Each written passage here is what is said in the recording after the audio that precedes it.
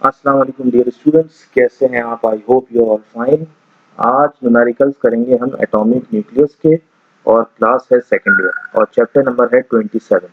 तो स्टार्ट करते हैं। न्यूमेरिकल नंबर 1 में क्या कह रहे हैं स्टूडेंट्स? ये कह रहे हैं कि in 9 days the number of radioactive nuclei decreases to 1/8 the number present initially. ठीक है स्टूडेंट्स, अब ये कह रहे हैं कि 9 दिनों के अंदर, तो यहाँ तो टाइम दिया हुआ है, ठीक है, और टाइम दिया हुआ है डेज के अंदर।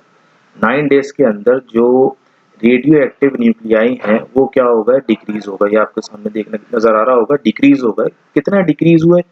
1/8 डिक्रीज हुए अपने ओरिजिनल सैंपल के। ठीक है, जो पहले इनिशियली प्रेजेंट थे उसका 1/8 डिक्रीज हुआ।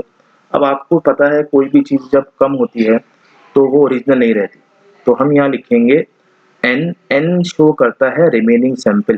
ठीक है, जो डिक्रीज होने के बाद जो आपके पास बचे हैं ना, उसको हम कहते हैं एन। और कितना कम हुए थे स्टूडेंट्स? वो कम हुए थे 1/8 और आगे लिख देंगे एन नॉट। अब यहाँ समझे ये एन और एन नॉट क्या? एन नॉट जो है वो है ओरिजिनल न्यूक्लियाई, ठीक है, या फिर इनिशियल न्यूक्लियाई जो पहले आपके पास मौजूद था, और ये जो एन लिखा है मैंने ये है रिमेनिंग। ठीक है, तो सवाल में क्या कहा हुआ है? 9 दिनों के अंदर जो रेडियो एक्टिव न्यूक्लियाई हैं वो कम हो गए। कम वाले को हमने क्या लिखा है? एन से शो किया है। और कितना कम हुए? 1/8 टाइम्स कम हुए अपना ओरिजिनल न्यूक्लियस के। ठीक है, जो ओरिजिनल पहले मौजूद थे इनिशियल, तो उसका 1/8 कम हुआ। आई होप आपकी समझ में आया होगा। ठीक है, what is the half life in days? Half life निकालनी है और हाफ लाइफ की नोटेशन होती है टी, और सबस्क्रिप्ट में लिखते हैं 1/2। क्लियर है? तो हाफ लाइफ निकालनी है हमें। तो स्टूडेंट सबसे पहले तो फॉर्मूला याद होना चाहिए आपको कि इसका फॉर्मूला क्या है। ठीक है, अब फॉर्मूला मैं लिख देता हूँ। फॉर्मूला है n is equals to N naught 1/2 T upon half life. ठीक है, अच्छा ये आपने क्लास 10th में पढ़ा होगा। एन कहते हैं जो रिमेनिंग न्यूक्लियाई होते हैं, एन नॉट कहते हैं जो ओरिजिनल न्यूक्लिया होते हैं, और 1/2 की पावर लगी हुई है टी, टी फॉर टाइम, और हाफ लाइफ तो आपको पता ही है क्या होती है। ठीक है, अच्छा जी, अब वैल्यूज पुट करते हैं तो एन की जगह आ जाएगा 1/1 एन नॉट। ठीक है, हमने डेटा से लिख दी वैल्यू, और N naught as it is रहेंगे और 1/2 एज इट इज। टी की जगह आ जाएगा 9। ठीक है, और हाफ लाइफ कितनी है? हाफ लाइफ मालूम करनी है, तो हाफ लाइफ की जगह T 1/2 as it is. N naught से एन नॉट कैंसिल होगा, तो अब जो हमारे पास रिमेनिंग है वो है 1/8 इज इक्वल्स टू 1/2, और ब्रैकेट में ब्रैकेट बंद कर लिया और पावर लिख दी 9 हाफ लाइफ। अब आपको पता है ये जो क्लास 9th में आपने मैथमेटिक्स का चैप्टर पढ़ा होगा, चैप्टर नंबर 2 लॉग। तो लॉग में एक चीज करते थे हम कि बेसिस को हम सेम करते थे। जैसे ये लिखा हुआ 1/8, तो मैं इसको लिख सकता हूँ 1/2 की पावर 3, क्योंकि 1/2 की पावर 3 का मतलब क्या होता है? 1/8 होता है। ठीक है, और राइट पे क्या है? राइट पे मौजूद है 1/2। अब आप देख सकते हैं दोनों बेसिस क्या हो गई? सेम हो गई। मैं आपको बता देता हूँ, लेफ्ट पे मौजूद है हमारे पास 1/2 जो आपको नजर आ रहा है, और राइट पे पहले से क्या मौजूद है? 1/2। तो बेसिस सेम हो गई, और जब भी बेसिस सेम होती हैं और सेंटर में इक्वल टू लगाओ तो हम क्या करते हैं? पावर्स को कंपेयर करा देते हैं। तो हम यहाँ लिखेंगे कंपेयरिंग द एक्सपोनेंट। एक्सपोनेंट का मतलब जो पावर्स हैं उनको हम कंपेयर कराते हैं। और कंपेयर कैसे कराते हैं स्टूडेंट्स? कंपेयर कराने के लिए बीच में इक्वल टू लगाते हैं, एक तरफ पहली पावर और दूसरी तरफ सेकंड पावर। तो ये हो गया 3 is equal to 9 half life. हमें तो हाफ लाइफ चाहिए, तो हाफ लाइफ यहाँ डिवाइड हो रहा है, 3 के पास आके मल्टीप्लाई हो जाएगा, तो ये हो जाएगा 1/2 इज इक्वल टू 9, और 3 हाफ लाइफ की जगह आ गया, 3 1 3, 3 3 9। तो हाफ लाइफ जो आया हमारे पास इस मटेरियल का वो आया 3, और चूंकि हमने हाफ लाइफ डेज में ली थी तो आंसर भी किस में आया स्टूडेंट्स? डेज में आया। ठीक है, टाइम लिया था हमने डेज में लिया था, तो आंसर भी हमने डेज में दिया। ठीक है, आगे चलते हैं। अब ये क्या कह रहे हैं स्टूडेंट्स के फास्फोरस है, ठीक है, उसका जो आइसोटोप है उसकी जो हाफ लाइफ है, तो मैं लिख देता हूँ यहाँ पे हाफ लाइफ जो है फास्फोरस की वो है 14.28, और यहाँ पे डेज में दी हुई। ठीक है, what is it's decay constant in units of second inverse? हमें क्या निकालना है? हमें निकालना है डीके कांस्टेंट और अगर आपने चैप्टर पढ़ा हो तो डी के कांस्टेंट की जो नोटेशन होती है, जो सिंबल होता है वो होता है लैम्डा। ठीक है, लैम्डा की वैल्यू मालूम करनी है तो ऐसा फॉर्मूला हम देखेंगे कि जिसमें हाफ लाइफ भी आती हो और लैम्डा भी आता हो। तो हमारे पास एक फॉर्मूला है जहन में, वो है T half is equals to L N two upon decay constant. अब एल एन टू की वैल्यू क्या होती है ये तो आप कैलकुलेटर से निकाल लेंगे। एल एन टू की वैल्यू होती है स्टूडेंट्स 0.693। ठीक है, और लैम्डा एज इट इज आ गया। अब देखें, हमसे पूछा गया है कि आप डी के कांस्टेंट निकालें, और डी के कांस्टेंट किस में निकालें, सेकंड इनवर्स में। ठीक है, तो इसका मतलब हमें क्या करना पड़ेगा, हमें डेज को किस में कन्वर्ट करना पड़ेगा, सेकंड में कन्वर्ट करना पड़ेगा स्टूडेंट्स। ठीक है, तो कैलकुलेटर खोल लेते हैं अपना। तो डेज को सेकंड में कन्वर्ट कैसे करें, यहाँ मैं लिख भी देता हूँ। 14.28 डेज दिया हुआ है। ठीक है, इसको आपको मल्टीप्लाई करना है कि एक दिन में कितने घंटे होते हैं। ठीक है, एक दिन में होते हैं 24 घंटे, और एक घंटे में कितने मिनट्स होते हैं, एक घंटे में 60 मिनट्स होते हैं, और एक मिनट में कितने सेकंड्स होते हैं, एक मिनट में 60 सेकंड्स होते हैं। अब हम मल्टीप्लाई करेंगे स्टूडेंट्स, तो 14.28 multiply by 24 multiply by 60 multiply by 60।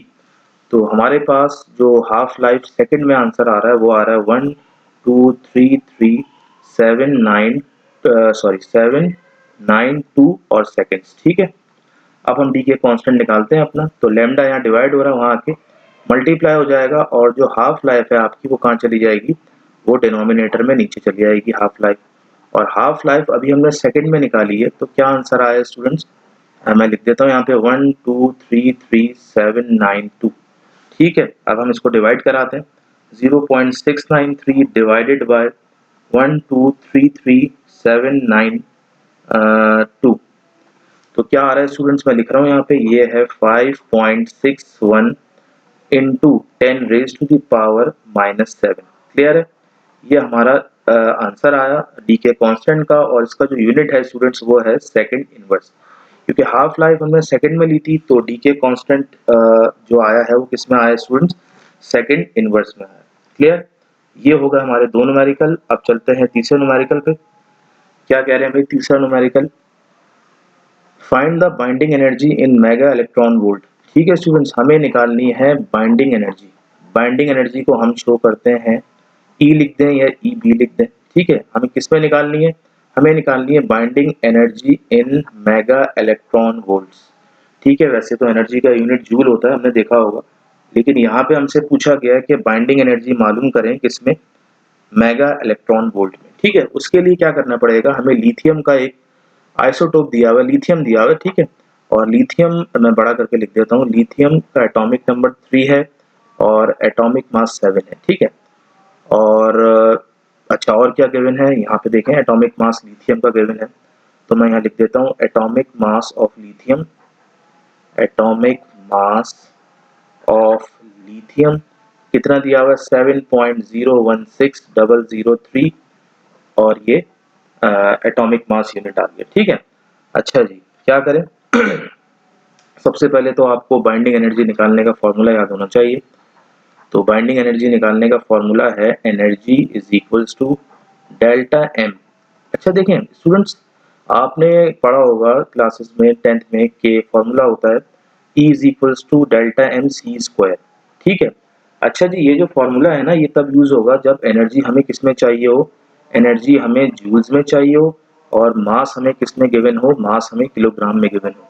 अब चूंकि यहाँ पे मास हमें गिवन है एटॉमिक मास यूनिट में, तो एनर्जी हमें किस में चाहिए, एनर्जी हमें चाहिए मेगा इलेक्ट्रॉन वोल्ट में।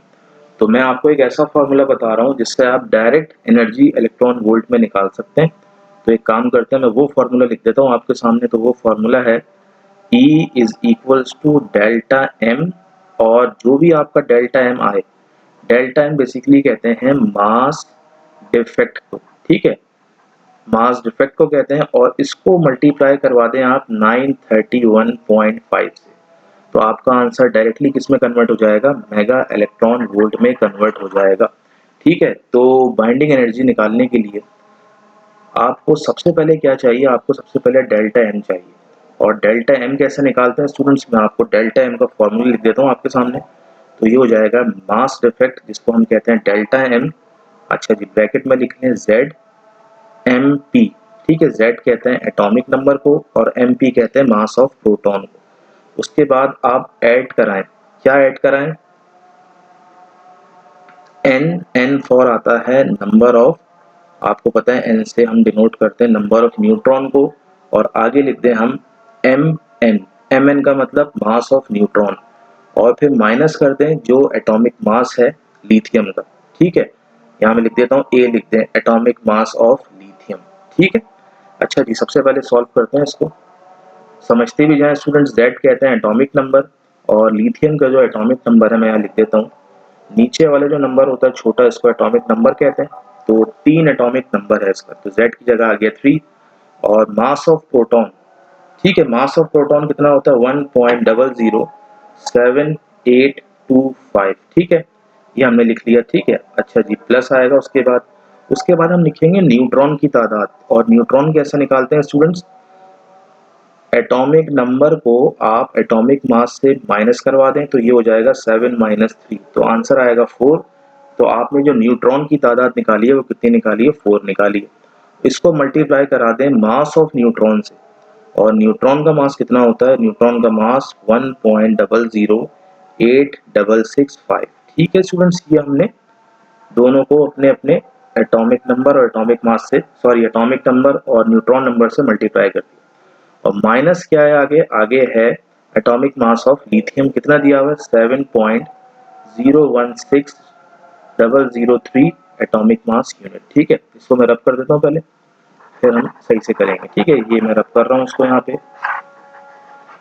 अच्छा जी, अब क्या कह रहे हैं ये, इसको सॉल्व करते हैं। 3 को हम मल्टीप्लाई कराएंगे किससे? इस ब्रैकेट से। 3 को जब इस ब्रैकेट से मल्टीप्लाई कराएंगे तो आंसर आएगा 3.023475, और इसको ऐड करवाएंगे किससे?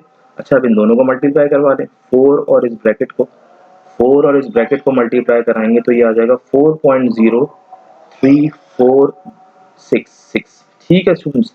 और आगे माइनस करवा दें, क्या है? 7.016003, ठीक है स्टूडेंट्स। अच्छा जी, इसको जब सॉल्व करेंगे आप, इसको जब आप सॉल्व करेंगे तो आपके पास जो फाइनल आंसर आएगा, सॉल्व आप ऐसे भी कर सकते हैं, इन दोनों को पहले प्लस करें फिर इसके साथ माइनस कर दें।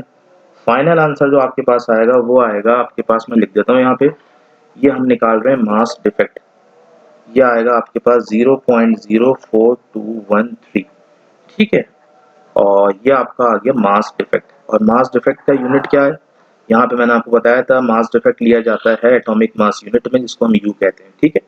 अच्छा जी, अब निकालनी है एनर्जी, तो एनर्जी का फॉर्मूला मैं आपको बता चुका हूँ, मास डिफेक्ट मल्टीप्लाई बाय 931.5, ठीक है। ये डायरेक्ट आपका इलेक्ट्रॉन वोल्ट में कन्वर्ट हो जाएगा। अच्छा जी, तो इसको सॉल्व करते हैं। मास डिफेक्ट की जगह 0.042132, ठीक है, मल्टीप्लाई किससे करें? मल्टीप्लाई बाय 931.5, तो इन दोनों को जब हम मल्टीप्लाई करेंगे तो बाइंडिंग एनर्जी आपके पास आएगी 39.2, और इस बार एनर्जी का यूनिट जूल नहीं होगा, इस बार होगा मेगा इलेक्ट्रॉन वोल्ट, ठीक है। जूल होता तो हम कौन सा फॉर्मूला यूज करते? E is equal to m delta m c square, ठीक है। अच्छा, ये हो गया सॉल्व, आगे चलते हैं। अच्छा जी, क्या कह रहे हैं? The binding energy of nucleus is, अच्छा जी, क्या कह रहे हैं? बाइंडिंग एनर्जी जो है वो कितनी है? मैं लिख देता हूँ यहाँ पे, डेटा बना लेते हैं। बाइंडिंग एनर्जी जो है वो है 225.0 मेगा इलेक्ट्रॉन वोल्ट। अब देखें, मेगा इलेक्ट्रॉन वोल्ट में एनर्जी दी हुई है, ठीक है। अब पूछ रहे हैं कि मास डिफेक्ट कितना होगा, तो लाजमी सी बात है कि लास्ट टाइम मैंने क्या बताया था, न्यूमेरिकल नंबर 3 में मास डिफेक्ट हमें दिया हुआ था किसमें? यू में, एटॉमिक मास यूनिट में, और हमें एनर्जी निकालनी थी binding energy mega electron volt में। इस बार मेगा इलेक्ट्रॉन वोल्ट में दी हुई है, और मास डिफेक्ट किस में निकालना है? या ऑब्वियसली सी बात है एटॉमिक मास यूनिट में निकालना है। अच्छा जी, फॉर्मूला पुट करते हैं। फॉर्मूला होता है E is equals to delta m और मल्टीप्लाई बाय 931.5, तो हमें निकालना है डेल्टा m, तो E के साथ 931.5 डिवाइड हो जाएगा, तो ये हो जाएगा delta m is equals to, ठीक है। अच्छा जी, ये delta m is equals to E की प्लेस पे आ जाएगा 225, और नीचे आ जाएगा 931.5, अब इनको डिवाइड करवा लेते हैं, देखते हैं क्या आंसर आता है।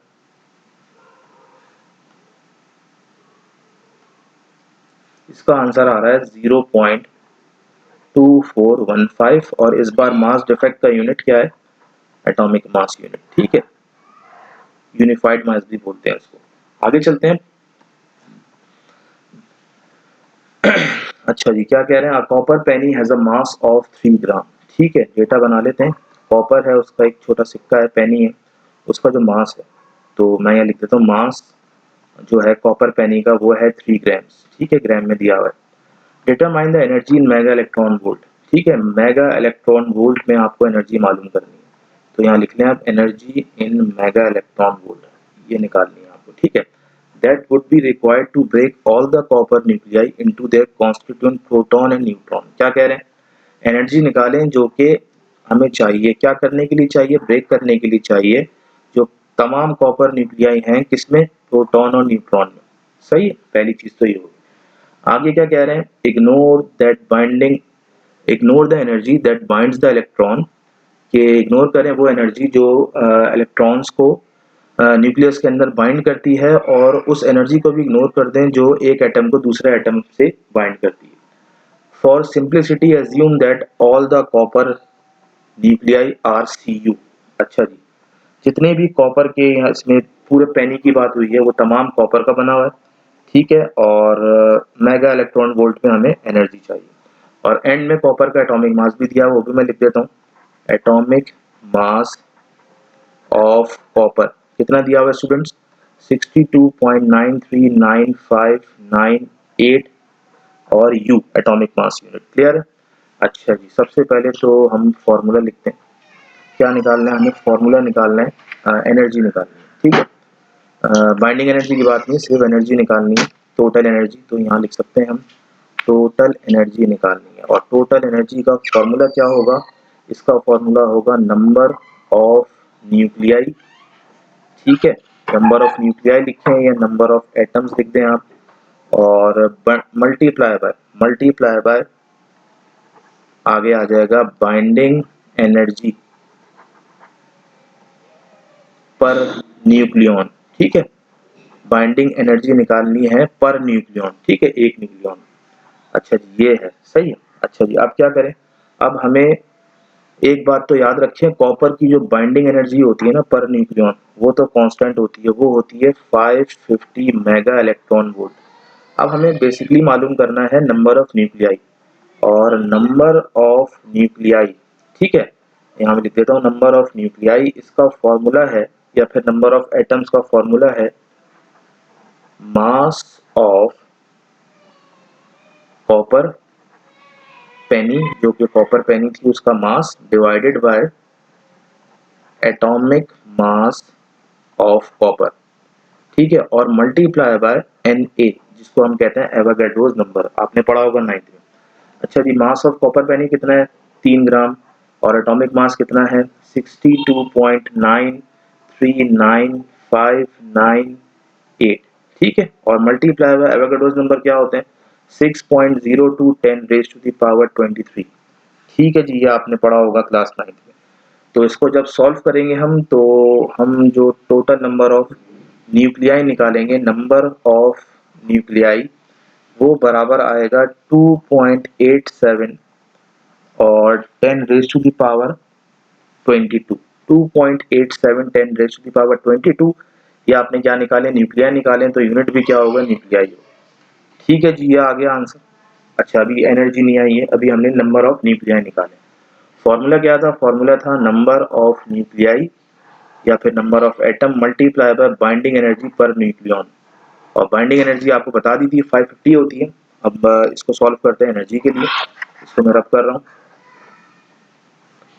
तो solution for energy, total energy निकालनी थी।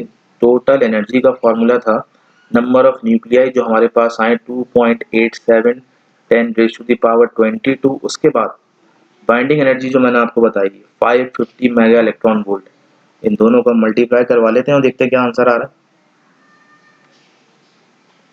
तो ये आंसर आ रहा है स्टूडेंट्स 1.58 × 10⁻25 और एनर्जी का यूनिट क्या है, मेगा इलेक्ट्रॉन वोल्ट। तो ये हमने टोटल एनर्जी निकाल ली। ठीक है स्टूडेंट्स। अच्छा जी, ये हो गया क्वेश्चन। आगे चलते हैं, देखते हैं क्वेश्चन नंबर 6 क्या कह रहे हैं। ये कह रहे हैं कि right the beta decay process for each of the following nuclei with their proper chemical symbols including Z and A। आसान सवाल है students, for each daughter nucleus. अब यह देखें, यहाँ कह रहे हैं एक एलिमेंट है फ्लोरीन। ठीक है, यहाँ फ्लोरीन एक गैस दी हुई है और इसका जो एटॉमिक नंबर यहाँ दिया, मैंने लिखा नहीं है, 9 और एटॉमिक मास है 18। ठीक है स्टूडेंट्स। अच्छा जी, ये कह रहे हैं कि बीटा डीके जो होता है, ठीक है, उसकी आपको इक्वेशन लिखनी है। तो सबसे पहले तो आपको एक जर्नल फॉर्मूला याद होना चाहिए कि एक एलिमेंट है x, उसका एटॉमिक नंबर होता है z और उसका एटॉमिक मास होता है a। जब बीटा डीके होता है तो वो एलिमेंट जो है दूसरे एलिमेंट में कन्वर्ट हो जाता है और उस एलिमेंट को हम कह देते हैं y। जब y लिखेंगे यहाँ पे तो ये क्लास 10 का भी टॉपिक है, तो एटॉमिक मास में तो कोई फर्क नहीं आएगा, वो है a, एज पहले भी था अभी भी a रहेगा। एटॉमिक नंबर जो है वो एक कम हो जाएगा, जब एक कम होगा तो आप Z-1 कर देंगे और साथ साथ क्या निकलेगा, एक निकलेगा ये क्या निकला है, ये निकला है स्टूडेंट्स, इसको कहते हैं पॉजिट्रॉन, क्योंकि बीटा डीके में पॉजिट्रॉन निकलता है। और एक निकलता है ये जो मैंने सिंबल बनाया है, न्यूट्रिनो, न्यूट्रिनो निकलता है। तो ये तो जनरल फॉर्मूला हो गया। अब आपको फ्लोरीन पे सेट करना है इसको। तो फ्लोरीन लिखा आपने, 9 नीचे 18 ऊपर। जब बीटा डीके प्रोसेस हुआ इसमें से तो फ्लोरीन कन्वर्ट हो गया किसमें, अब वो मैं अभी नहीं बता रहा आपको, मैं आपको सिर्फ एटॉमिक नंबर या एटॉमिक मास में डिफरेंस ला के दिखाऊंगा। 9 था पहले, तो 9 जब कम होगा तो क्या बन जाएगा, 8। 9 में से एक गया तो कितना बचा, 8 और ऊपर क्या है 18। ठीक है, अब आप बताएं एटॉमिक नंबर 8 किसका होता है। तो एटॉमिक नंबर जो होता है वो होता है ऑक्सीजन। तो ये ऑक्सीजन बनेगा। ठीक है, और प्लस आगे क्या निकलेगा, आगे निकलेगा एक पॉजिट्रॉन निकलेगा और एक क्या निकलेगा, न्यूट्रिनो निकलेगा। ठीक है स्टूडेंट्स, तो ये हो गया। ठीक है, तो यहाँ पे सिंबल वगैरह देखने हो तो वो देख लीजिएगा कि Z कहते हैं हम लोग एटॉमिक नंबर को और A कहते हैं हम एटॉमिक मास को। तो ये इक्वेशन हमने बना ली। इसी तरह दूसरी इक्वेशन है दूसरी इक्वेशन क्या है, ऑक्सीजन की। ठीक है, तो नंबर 2 डाल के अब लिखते हैं ऑक्सीजन, और ऑक्सीजन जो है यहाँ पे एटॉमिक नंबर है 8 और एटॉमिक मास है 15। सही है। अच्छा जी, अब करते हैं इसको। तो बिल्कुल ऐसे ही अप्लाई करें वो फॉर्मूला कि एक नया एलिमेंट जो बनेगा उसका जो एटॉमिक नंबर होगा वो एक कम होगा। तो 8 में से एक गया तो 7 आ गया और एटॉमिक मास पे कोई असर नहीं पड़ेगा। और एटॉमिक नंबर 7 किसका होता है, नाइट्रोजन का होता है। ठीक है स्टूडेंट्स। अच्छा जी, आगे चलते हैं। क्या निकलेगा, एक बीटा क्या कहते हैं, बीटा डीके में पॉजिटिव डीके में एक पॉजिट्रॉन निकलता है और एक न्यूट्रिनो निकलता है। तो ये दो इक्वेशन है, इतनी ज़्यादा इंपॉर्टेंट नहीं है, एमसीक्यूज में आ सकती हैं। ठीक है, न्यूमेरिकल में दी हुई है। ठीक है स्टूडेंट, समझ में आ गया होगा आई होप। आगे चलते हैं। लास्ट क्वेश्चन है,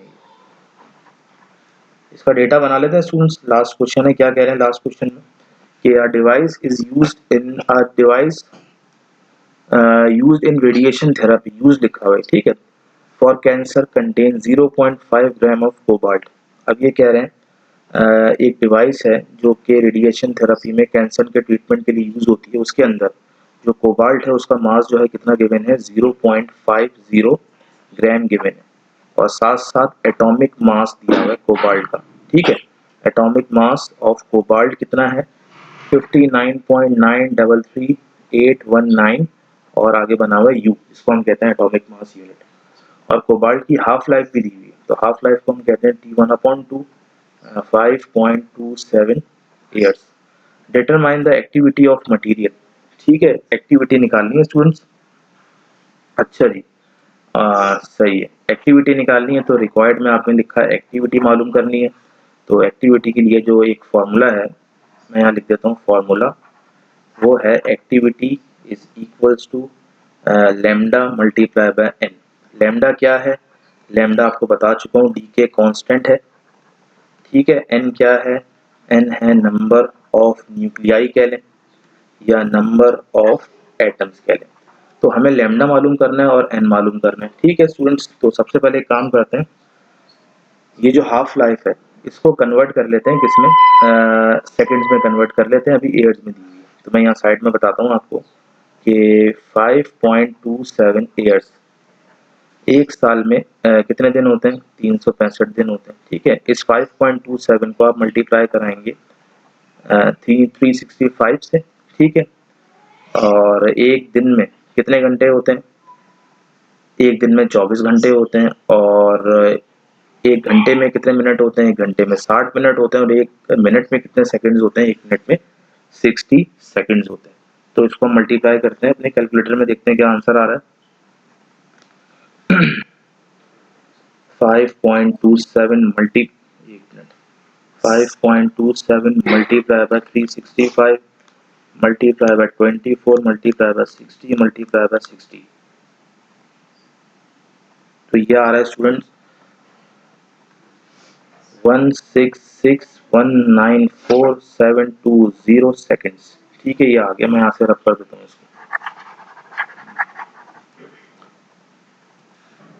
अच्छा जी, ये हो गया। तो एक काम करते हैं, सबसे पहले डी के कांस्टेंट निकाल लेते हैं, क्योंकि आराम से निकल जाएगा डी के कांस्टेंट। सॉल्यूशन फॉर लैम्डा, जिसको हम कहते हैं डी के कांस्टेंट, और लैम्डा के लिए हम फॉर्मूला पढ़ चुके हैं। आई थिंक दूसरा सवाल था, तीसरा सवाल था, जिसमें हमने लिखा था half life is equals to 0.693, जो कि वैल्यू है ln2 की, और डिवाइड करा देंगे किससे, डी के कांस्टेंट से। अब हमें डी के कांस्टेंट निकालना है, तो ये लेफ्ट पे आया, तो 0.693 डिवाइडेड बाय हाफ लाइफ, और 0.693 हाफ लाइफ कितनी निकाली है अभी हमने सेकंड्स में, 166194720। तो उसको डिवाइड करते हैं स्टूडेंट्स, क्या आंसर आ रहा है, 0.693 डिवाइडेड बाय 166194720, यह आंसर आ रहा है 4.169 multiply by 10 raise to the power -9। ठीक है, ये हमने किसकी वैल्यू निकाली, ये हमने लैम्डा की वैल्यू निकाली, और लैम्डा कहते हैं डी के कांस्टेंट को। ठीक है, और यहाँ लैम्डा का यूनिट क्या आएगा, सेकंड जब हाफ लाइफ ली थी तो यहाँ यूनिट आएगा सेकंड इनवर्स। ठीक है, ये हमने लैम्डा निकाल लिया। अब निकालेंगे हम नंबर ऑफ न्यूक्लियाई या number of atoms, solution for N. ठीक है, नंबर ऑफ न्यूक्लियाई, तो नंबर ऑफ न्यूक्लियाई का फॉर्मूला होता है n इज इक्वल्स टू, ये भी हम यूज कर चुके हैं, क्या था formula, mass of substance, substance यहाँ पे कोबाल्ट है, divided by atomic mass of cobalt. ठीक है, मल्टीप्लाई बाय एवोगाड्रोस नंबर। तो मास ऑफ सब्सटेंस कितना है, 0.50 ग्राम है। एटॉमिक मास ऑफ कोबाल्ट कितना दिया हुआ है, 59.933819 एटॉमिक मास यूनिट, और मल्टीप्लाई बाय एवोगाड्रोस नंबर होता है 6.02 10 रेज़ टू द पावर 23। ठीक है, अच्छा जी, इसको सॉल्व करें। इसको जब सॉल्व करेंगे मल्टीप्लाई और डिवाइड करा के, तो ये कैलकुलेटर खोल लेते हैं, तो ये आ गया 0.50 मल्टीप्लाई बाय 6.02, तो ये आ रहा है ऊपर स्टूडेंट्स न्यूमरेटर में 3.01 10 रेज़ टू द पावर 23। अब इसको डिवाइड कराना है 59.933819 से, तो ये आ गया, इसको डिवाइड कराते हैं 59.933819, तो ये आ रहा है स्टूडेंट्स यहाँ पे 0.05022 10 रेज़ टू द पावर 23। ठीक है, देखा आपने क्या आंसर आया। अच्छा जी, हमें पॉइंट चाहिए 5 के बाद, तो हम 1 और 2 जंप आगे चलेंगे, क्लियर है, तो ये हो जाएगा 5.022, और आगे जाते हैं तो पावर जो होती है माइनस हो जाती है, अभी पावर थी 23, तो ये हो जाएगी 21, क्लियर। तो ये हमने क्या निकाल लिया स्टूडेंट्स, ये हमने निकाल लिया नंबर ऑफ न्यूक्लियाई, जिसको हम कहते हैं एन, और इसका यूनिट आएगा न्यूक्लियाई। ठीक है, अच्छा जी अब इसको मैं रब कर देता हूँ, बल्कि आगे चलते हैं। अब क्या निकालें स्टूडेंट्स, अब हमारे पास लैम्डा भी आ गया और एन भी आ गया, अब एक्टिविटी निकालते हैं। ठीक है, सॉल्यूशन फॉर एक्टिविटी। ठीक है, एक्टिविटी को ए कहते हैं। एक्टिविटी का फॉर्मूला बताया था lambda multiply by N.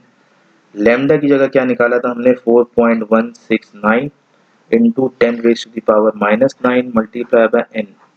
N की वैल्यू क्या निकाली है अभी हमने 5.022 10 रेज़ टू द पावर 21। इसको मल्टीप्लाई करते हैं स्टूडेंट्स, देखते हैं क्या आंसर आ रहा है। 4.169 मल्टीप्लाई बाय 5.022, तो ये आ रहा है 20.93 multiply by 10 raise to the power, basis same, power add, तो ये हो जाएगा 20.93 मल्टीप्लाई बाय 21 में से जब 9 जाएंगे तो क्या बचेगा, 12 बचेगा। ठीक है स्टूडेंट्स, अच्छा जी। अब देखते हैं क्या करें इसके बाद, आंसर क्या आ रहा है। तो 20.9 है, तो हम काम करते हैं, पॉइंट हमेशा पीछे होता है एक नंबर बाद, तो इसको डेसिमल पीछे लेके जाएं तो ये हो जाएगा 2.09। ठीक है, 3 multiply by 10 raise to the power, पीछे जाते हैं तो पावर ऐड होती है 13, और इसको राउंड ऑफ करें अगर, तो राउंड ऑफ भले ना करें, लेकिन बुक का जो आंसर है वो बता रहा हूँ, तो ये है 2.10 into 10 raise to the power 13, और एक्टिविटी का यूनिट होता है बैकरल। ठीक है, या फिर दूसरा यूनिट है डीके पर सेकेंड्स। ठीक है स्टूडेंट्स, इस तरह हमारे चैप्टर्स के तमाम न्यूमेरिकल्स खत्म हुए। मिलते हैं नेक्स्ट वीडियो में, टिल देन अल्लाह हाफिज़।